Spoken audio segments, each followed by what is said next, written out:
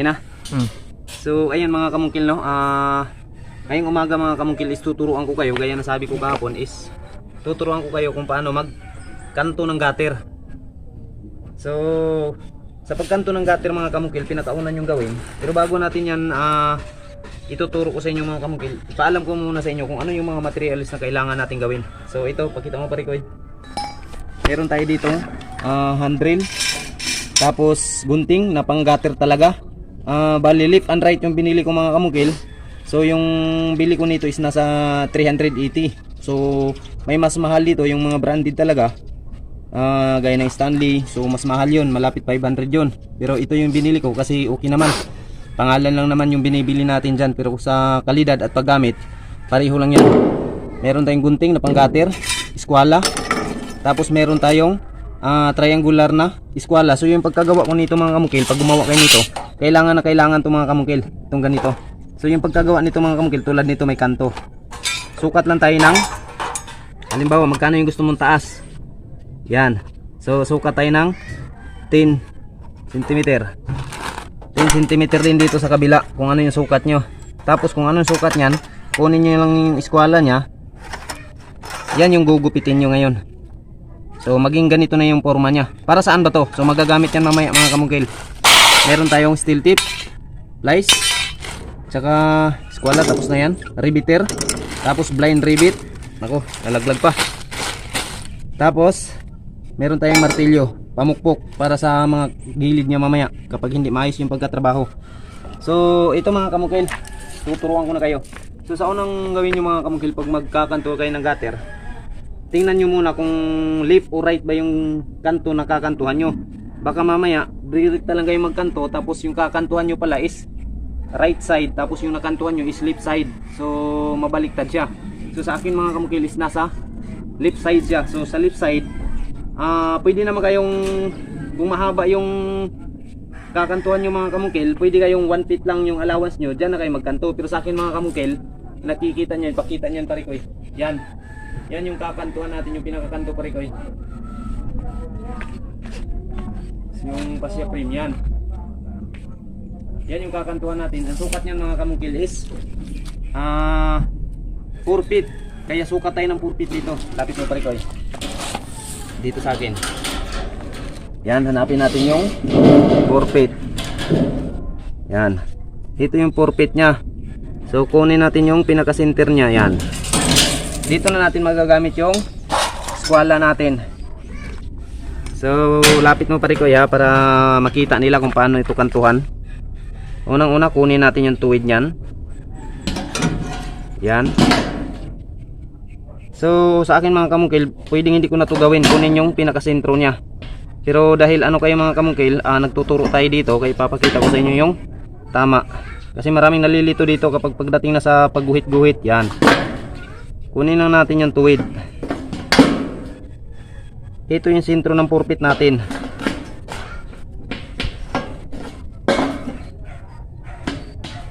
So yan.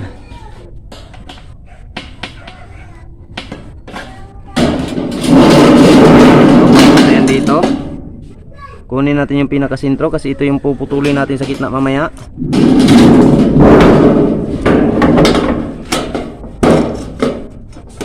Dito na yan. Ito. Yan. Ngayon, dahil nakuha na natin yung sentro, pinakaunang gawin nyo, magagamit na natin ito ngayon, triangular natin na improvise natin na eskwala. So pinakaunang gawin, ganyan lang mga kamungkilo. Tapat nyo lang tong triangular na eskwala na makuha na yung sentro ng guhit natin. Nakita nila pare ko eh? Yan, kung nakikita nyo, tumama na yung guhit natin dito. So ito yung pinaka sentro nya. So guhitan nyo lang yan, ganyan. Yan. So kung nakikita nyo, para siyang triangle yung forma nya. Pagkatapos nyan mga kamungki, kunin na naman natin yung tuwid nya.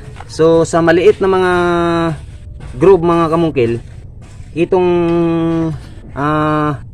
dulo ng triangular na eskwala yung itatapat natin. Kapag malalapad, sa malalapad naman ng mga parte ng gutter natin, itong tuwid niya. Yan. So yan. So paulit-ulit lang mga kamungkil, basta itapat nyo lang yung iskwala nyo, tapos malalaman nyo kung sakto nyo na siya, tumama na siya sa tamang guhitan natin. So yan, tuwid na naman, tapos 45.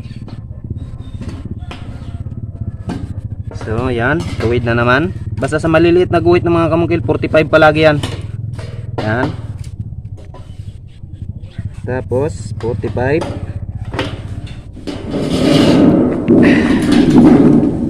And then tuwid. Tapos pagdating dito mga kamungkil 45 yan, i-45 natin. Gamit tayo ng mahaba na ruler. Yan. Katapos tuwid na dito. Yan. So kung nakikita nyo mga kamungkil, ayan, naka 45 dito, tuwid dito, 45, tuwid, 45, tapos tuwid, 45 na naman. So Banawi type na gutter to mga kamungkil, kinakantuhan natin. So ngayon mga kamungkil, kung ano yung ginagawa natin dito, gagawin din natin sa kabila. So 45 na naman tayo ulit. So kumuha kayo ng ano mga kamungkil dito sa pinakasentro ha. Itong sentro natin na guhit, yan yung pinaka-importanteng masundan. Kasi yan yung sukat kung gaano kahaba yung kinakantuhan natin. So 45 na naman. Basta itapat nyo lang yung improvise nyo na triangular na eskwala mga kamungkil. Kung mag 45 kayo, malalaman nyo yan na pwede nyo yung guhitan. Kasi makukuha nyo na yung sentro nyan. Yan. Tapos 45 na naman tayo. Yan.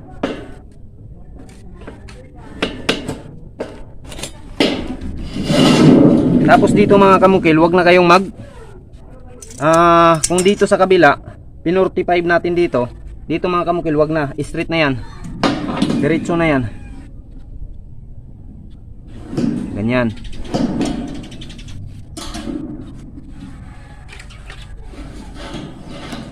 So itong gagawin ko mga kamungkil, ituturo ko sa inyo, walang rivet to, nakalak lang to dito sa gilid. Ang may rivet dito lang sa ilalim para matibay siya, pero dito sa gilid nakalak lang to.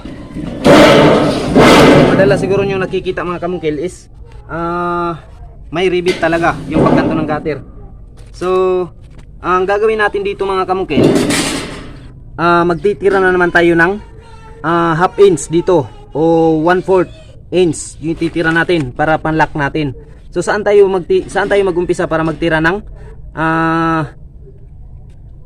pangpakapit natin, panglock natin sa gutter natin. So dahil dito tayo nag-umpisa mga kamungkil, nag 45, bababa tayo ng isang dangkal dito. Itong malapad na to, pinakaunang malapad, bababa tayo dyan. Dyan tayo mag-umpisa ng mag 45 ulit para sa lock natin. So yan, 45 na naman tayo. So laging guide natin yung nasa sentro nagguhit mga kamungkil ha. Yan, 45, tapos tuwid na naman, tapos 45, tapos tuwid na naman,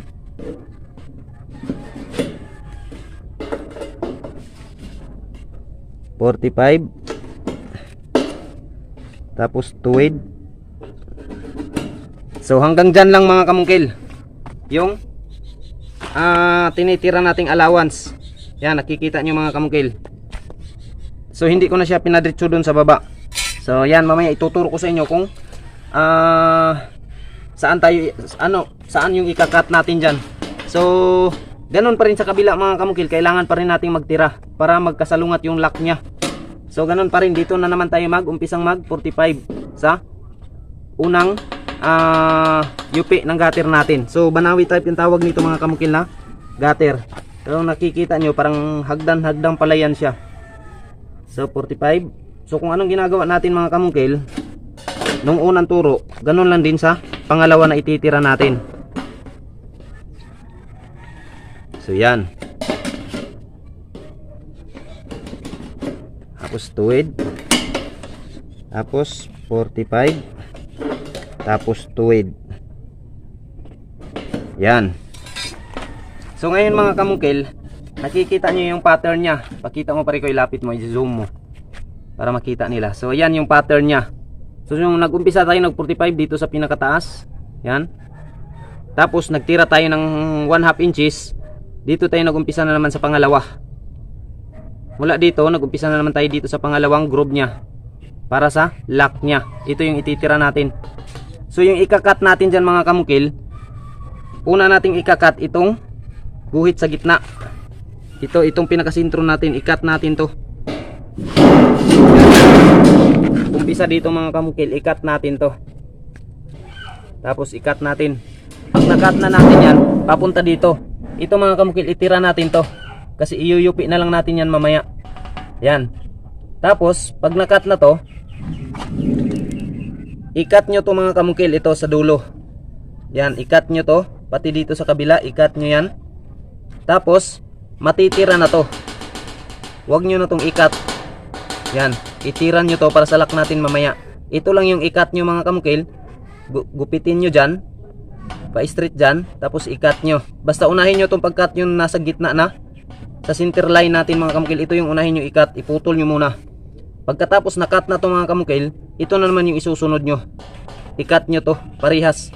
Itong magkabila, itong nasa dulong guhit, huwag nyo ikat nyan. Yun yung ititira natin. Ito lang yung sundan nyo sa pagkat.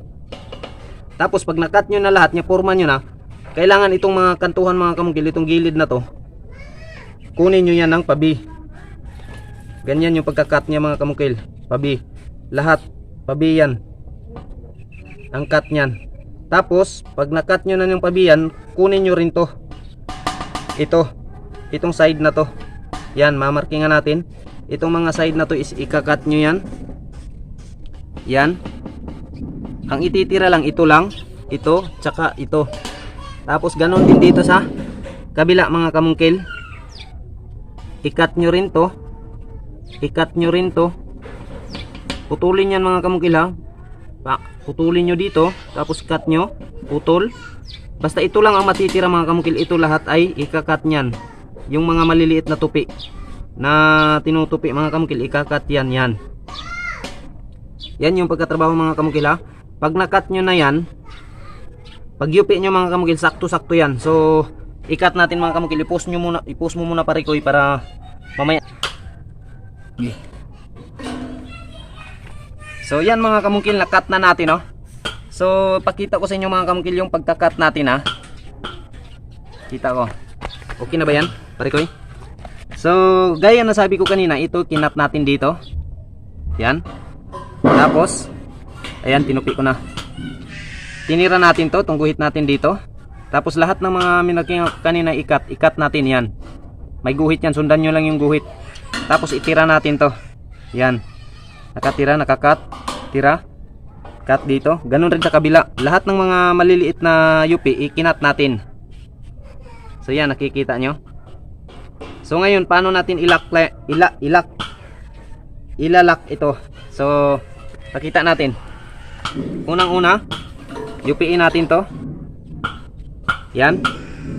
Tapos pangalawa, imagine niyo mga kamungkil kung paano siya mag-lock kapag iupi na natin ha. So subukan natin. Kita natin. So kung napapansin niyo mga kamungkil, ayan yung forma niya dito. Basta sa kabilang, sundan nyo lang yung tinuturo ko kanina mga kamungkil ha. Ayan. So paano siya mag-lock ngayon? So dahil una dito siya naka-lock, so sunod nating iupi ito. Then pagkatapos ito sa loob. So yan. Tingnan natin ha. So ito yung unang lock. Ito ba? Oh, ito yung unang lock. Tapos ito yung iuupi natin, papasok. Yan. Tapos ito na naman. Tapos ito. Yan. Kita pare ko eh. Yan. So pansinin nyo mga kamungkil, so, kung saan yung banda na inupi ko. Una, ito yung inupi ko, papasok. Pangalawa, ito na naman. So alternate sila mga kamungkil. Pag dito ka nagyupi, pwede naman baliktarin mga kamungkil. Pag ito yung inupi mo una-una, pangalawa mong iuupi ito. Pangatlo ito. So baliktarin natin mga kamukil. Ito yung una kong niyupi. So pangalawa dito, pangatlo dito, pang-apat dito. So iyupi natin mga kamukil paano siya mag-lock.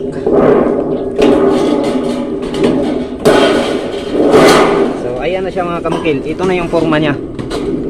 So ngayon i-lock natin mga kamukil. So walang rivets so mga kamukil ha.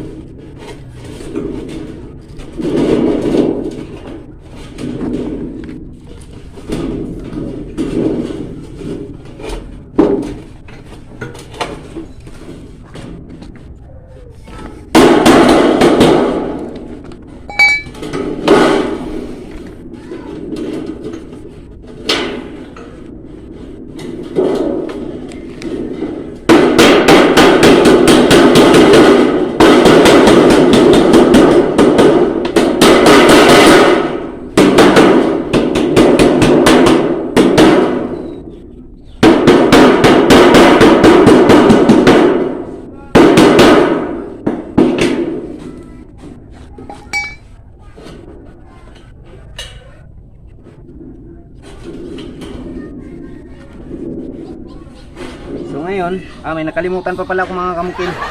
Ito pala dito mga kamukil, itong street natin kanina. Yan. Itong street natin dito kanina na hindi natin pinirtify. I-cut pa pala to dito mga kamukil. Ito. I-cut natin dito. Para ito yung iuyupi natin. Para mag-lock tayo dito ng pang-riribitan. So, cut natin mga kamukil. Tanggalin muna natin. I-push mo muna to. Play. So, okay na. So, ayan mga kamukil, nakikita nyo, kinat ko lang dito. Tapos niyupi ko. Yun yung walang 45 kanina mga kamukil ha. Pagdating dito yung straight lang. So, balik natin mga kamukil.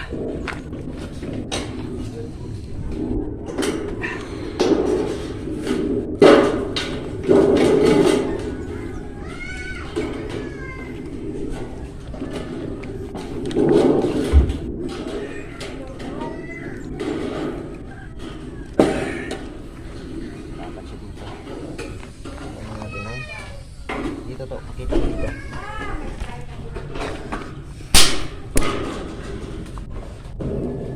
Yan. Yupi lang natin dyan.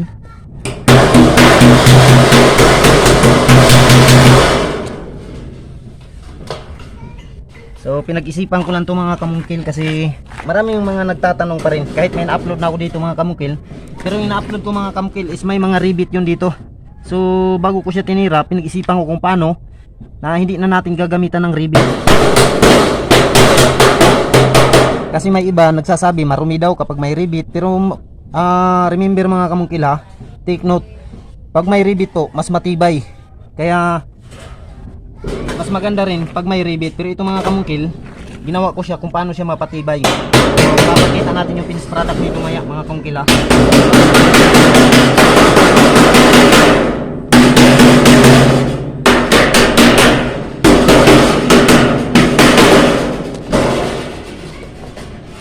So yan na siya mga kamungkil oh. Tingnan nyo. Yan yung forma niya dito sa loob. So yung mga butas mga kamungkil, lalagyan na lang natin ng bulkasil yan mamaya. So yung ilalak natin mga kamungkil, ngayon na natin magagamit yung tinatawag nating rivets. Dito lang yung ilalak natin mga kamungkil, ito.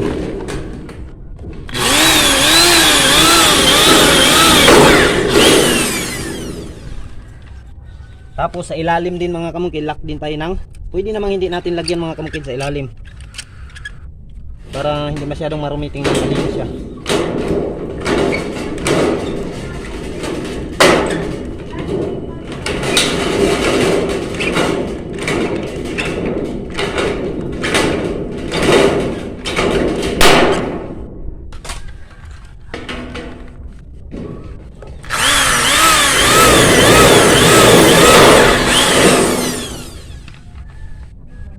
So yan. Dalawang rivets ang ilalagay natin dito.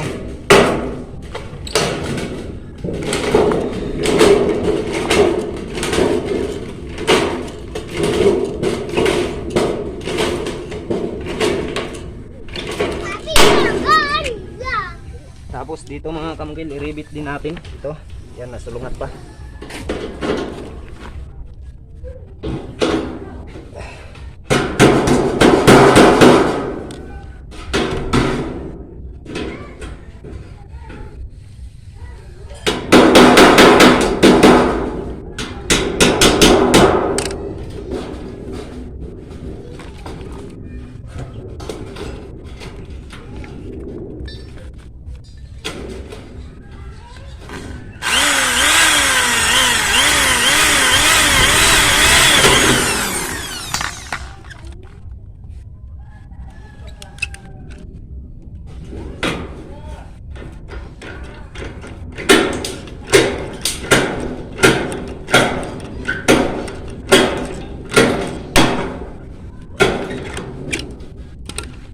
Ayan.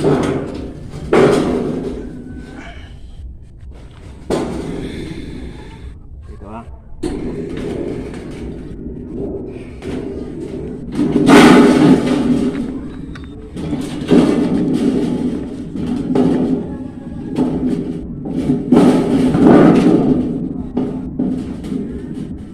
So check natin mga kamukil kung eskwala ba to.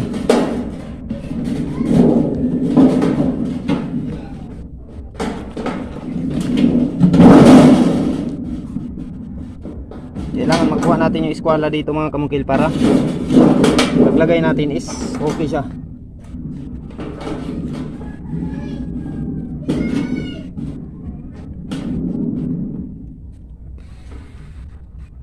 So yan.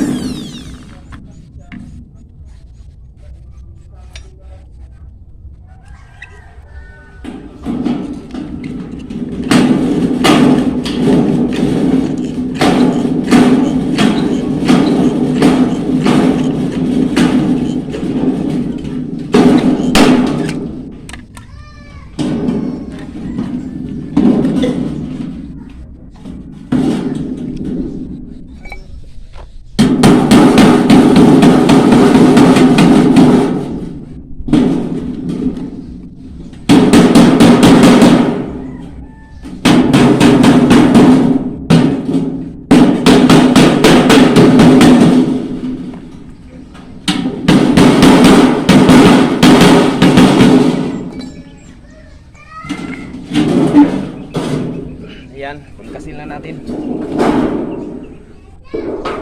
So, bulkasilan mo pare koy.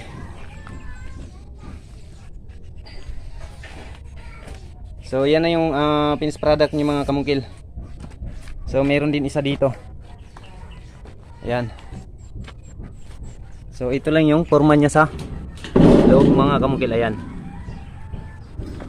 So, ganyan lang yung pagka-trabaho. Bulkasil. Kapag ka may mga butas-butas, hindi talaga maiwasan yung mga kamungkil, lalo na pagbaguhan ka palang maggupit ng gutter. So hindi mo yan maiwasan, talagang magkabutas-butas yan. So bali, ayan yung finished product nyo mga kamungkil, oh. Lapit natin. Yan. Ayan yung pagkayupi nya. So ganun lang yung pagkadiskarte mga kamungkil, no? So kung nakikita nyo, walang rivets na makikita sa mismong kanto niya talaga. So yun lang yung pagkadiskarte. Sa ibang klase ng mga gutter mga kamungkil, iba din yung pagka pattern, pagkagawa natin ng pattern. So kapag makatrabaho naman tayo ng gutter ulit na iba yung disenyo, papakita na naman natin sa inyo kung paano mag kanto ng mga ganun klaseng gutter, yung mga Spanish type na gutter. So yan lang mga kamungkil, no? At mamaya ipapakita ko sa inyo kung paano diskartehan natin pagkabit dyan sa gutter. Kasi nung pinakita ko to kahapon mga kamungkil, kung napapansin nyo, yung pasya ng gutter natin is 8 inches lang yan, yung pinagawa ko. Tapos yung ginawa kong pasya frame dyan is 9 inches siya. So umabot siya ng 9 inches.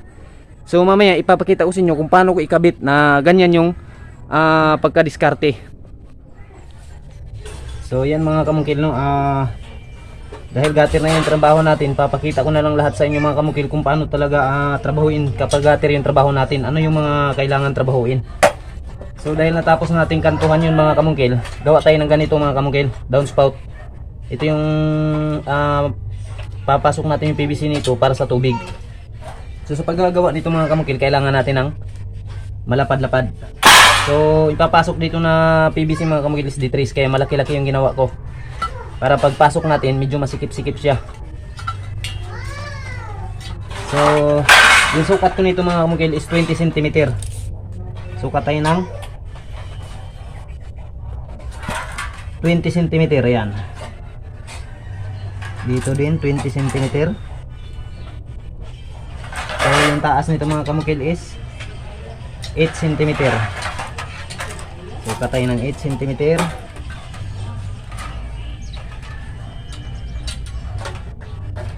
Yan, 8 cm ba? No, 10 cm mga kamungkil yung taas niya. So sukat tayo ng 10 cm. Dito rin sa kabila 10.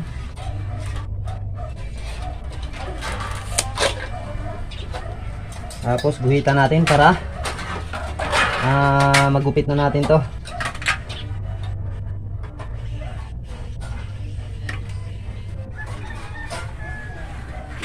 Yan. Tapos yung 10 cm natin.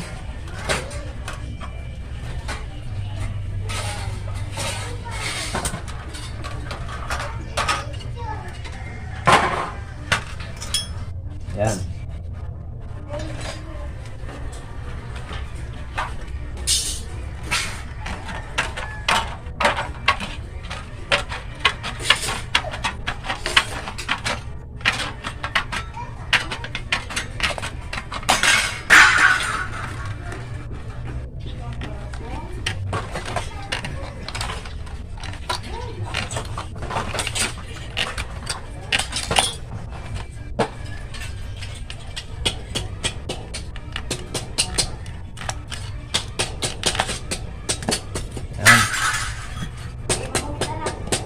Tapos ngayon, kailangan nating maglagay ng yupi dito mga kamungkil. Yupi natin to magkabilaan.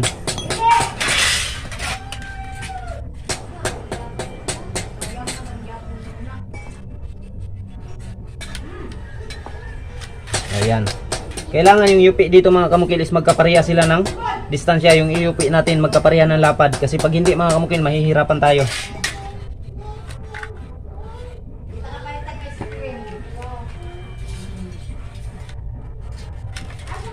Yan. Tapos yung pagkayupi nito mga kamungkil is baliktaran sila. Parang magkaharap sila mga kamungkil.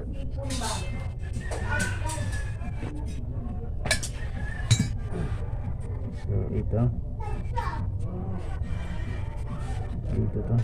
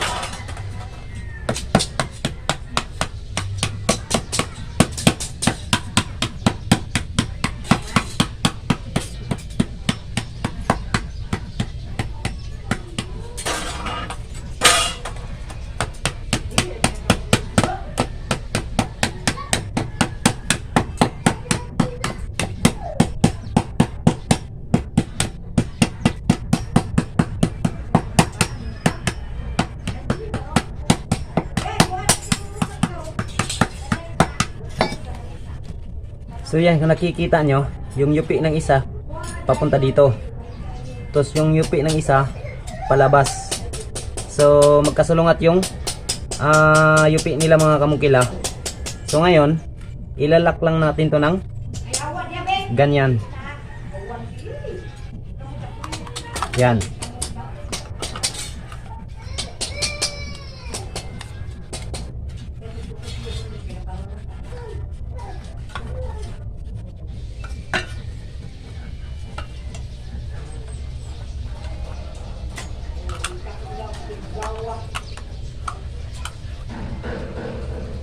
So kung nakikita nyo, ayan, nilak lang natin siya.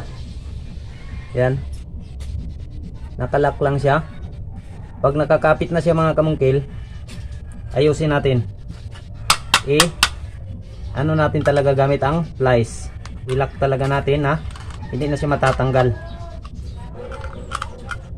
Yan.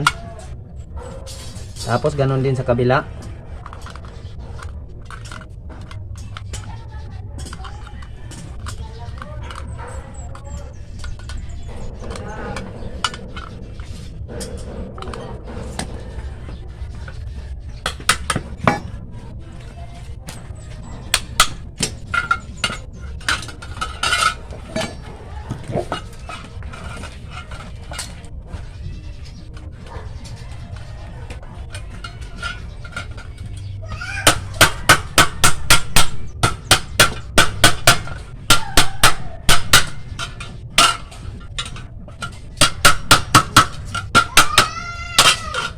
So ngayon, ayan na.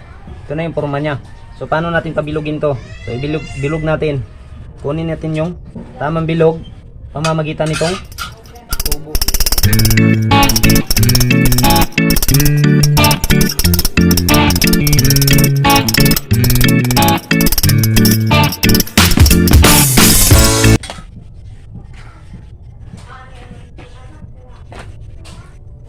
So ayan na siya. So ang susunod natin gagawin mga kamungkil, ang susunod natin gagawin, ikakat lang natin ng pag ganito. Yan.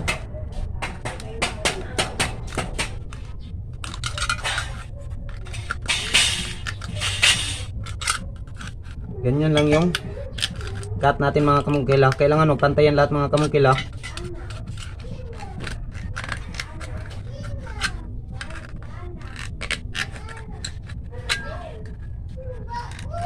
So ganito lang kadali mga kamungkil. At ganito rin karami yung trabahuin kapag nagkakabit ka ng gutter. So kailangan mga kamungkil sa larangan ng construction is round ka talaga. Ako. Para yung magpatrabaho sa iyo hindi naman problema. Kasi yung iba mga kamungkil, marami talaga sa atin na kapag pagdating sa gutter, hahanap sila ng gatero talaga. So yan.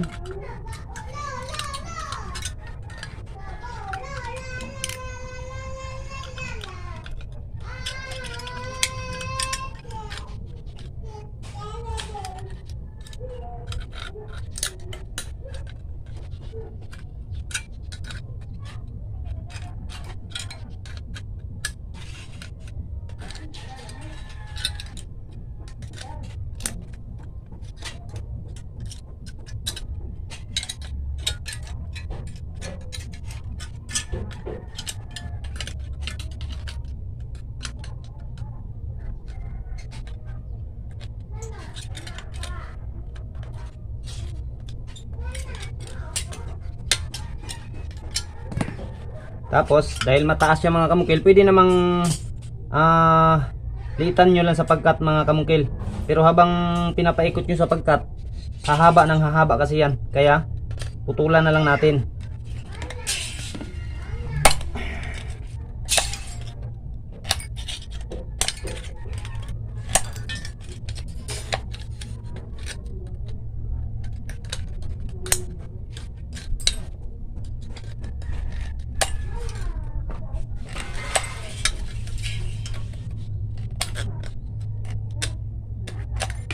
So yan.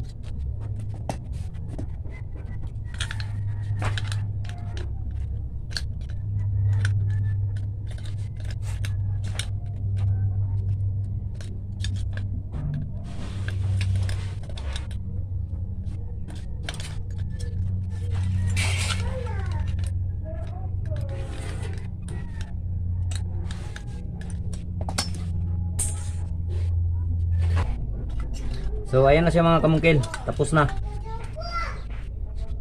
So ganyan lang yung pagkagawa. So yung purpose nito mga kamungkil, bakit kailangan ipantay to? Kasi mga kamungkil, paglagay natin dyan na hindi pantay to dito, pwedeng itong banda dito is hindi nakalapat sa cutter natin, magkaroon siya ng awang. At saka dito na naman sa kabila, ito yung lumapat. Kaya kailangan mga kamungkil, ipantay natin para paglagay natin dun sa cutter natin mismo, nakalapat talaga siya. Yan, pag ipasok natin mga kamungkil, ito nakalapat talaga sa lahat. So ito yung bubulka natin ngayon mga kamungkil. Kaya kailangan pantayin yung humahawak sa gutter ito. Kailangan pantayin. So ngayon mga kamungkil, ilagay na natin to. Kabit na natin to.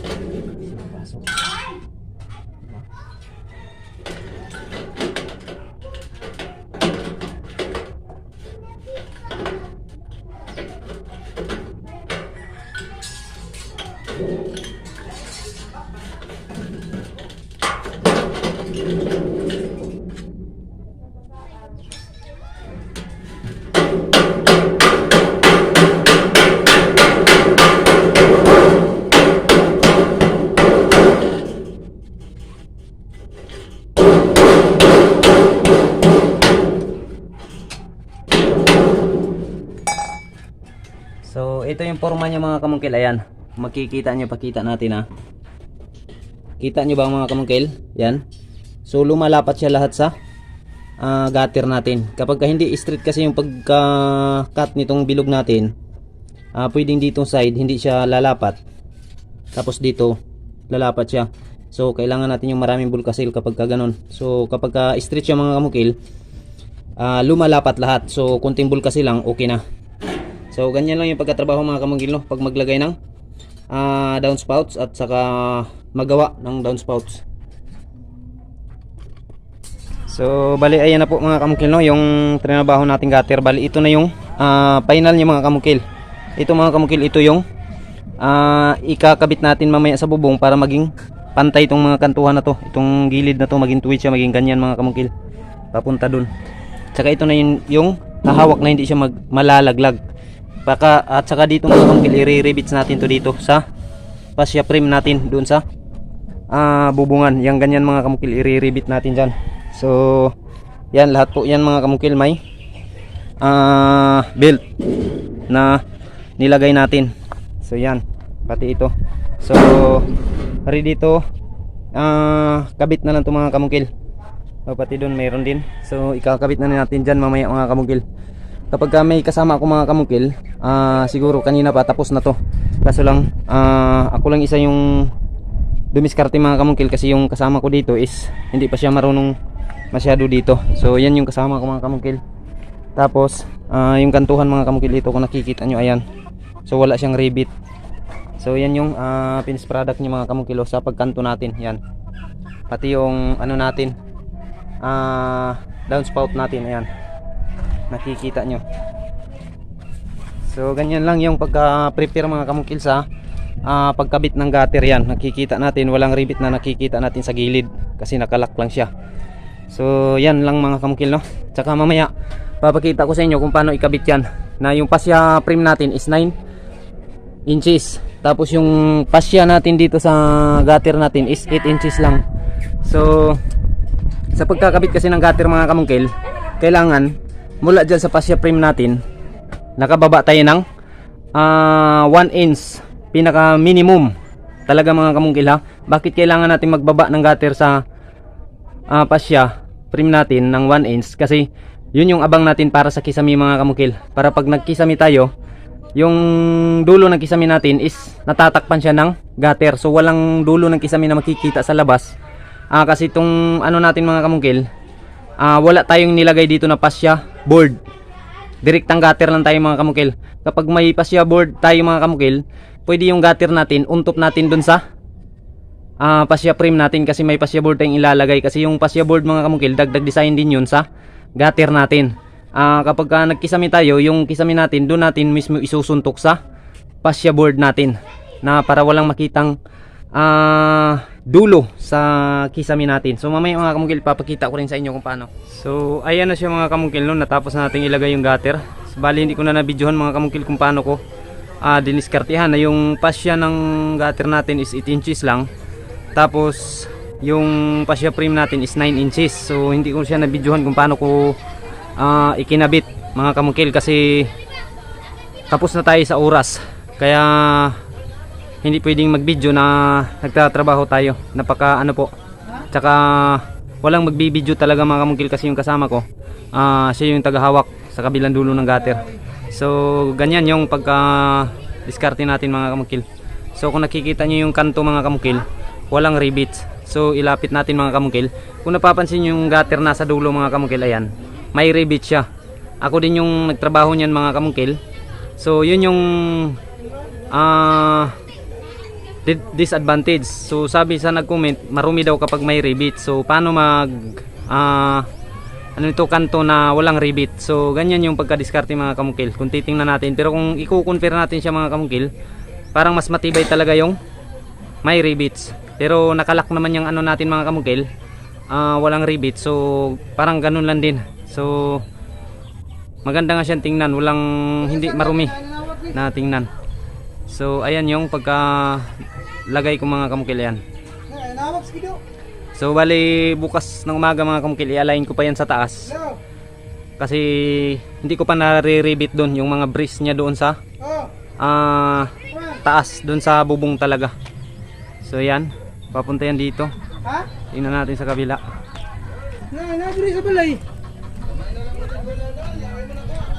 So yan mga kamukil, papunta dito. So ayun mga kamukil, no, pauwi na tayo. So maraming salamat sa inyong panonood. So yan mga kamukil, sa mga bago pa lang dito sa aking channel, huwag kalimutang mag-subscribe at i-like ang video. at i-share na rin sa inyong mga kamag-anak, kaibigan.